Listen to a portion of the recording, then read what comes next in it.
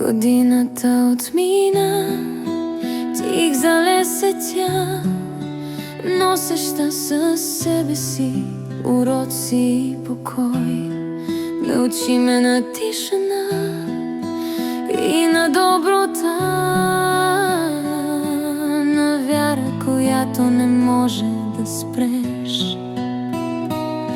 Разбрах, че щастието не е дар, а дихание, което се ражда вътре, че мракът не плаши, когато съм цяла, и чудото е винаги в моето